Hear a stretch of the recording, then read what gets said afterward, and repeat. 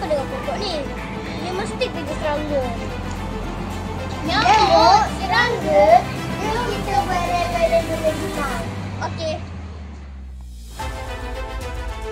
Assalamualaikum dan salam sejahtera. Saya Muhammad Ais bin Muhammad Arif dari Sekolah Kebangsaan Batu Berendam. Hari ini saya nak kongsikan satu inovasi yang wow. Namanya citrus daripada organik. Kalau dengar citrus mesti kita terbayang limau.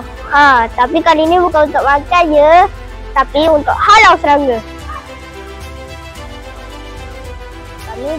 Kami gunakan bahan-bahan semua jadi seperti kulit limau mandarin yang dikeringkan dan dikisar, kulit kelapa dara, kulit minyak zaitun, minyak pati lavender dan peppermint. Semua ini digabung untuk hasilkan 3 produk, spray, balm dan lilin aromaterapi.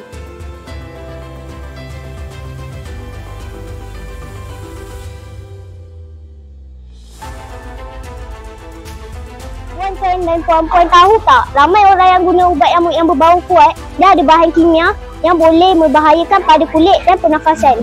Masa sama, banyak kulit limau yang dibuang lepas makan. Sayangnya, kenapa kita tak guna kulit limau ini untuk hasilkan sesuatu yang lebih berguna? Dengan citrus repellent, kami bantu mengurangkan sisa makanan. Kami ajar masyarakat jaga diri tanpa bahan kimia. Kami murid sekolah pun boleh jadi pencipta yang hebat. Sekian, terima kasih.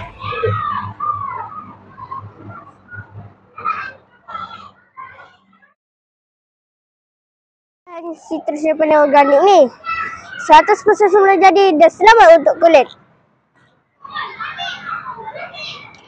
Bau wangi. Tak macam ubat nyamuk biasa. Tak perlukan elektrik atau racun. Produk ini sesuai untuk semua anak kecil, ibu bapa, cikgu dan juga pelancong. Ia boleh dijual di pasar malam, kedai mesra alam, malah di sekolah. Bayangkan dari kulit limau, kita boleh lindungi ramai daripada gigitan serangga. Akhir kata, ingat ya, citrus repellent organik, halau serangga dan lindungi kita semua. Sekian, terima kasih.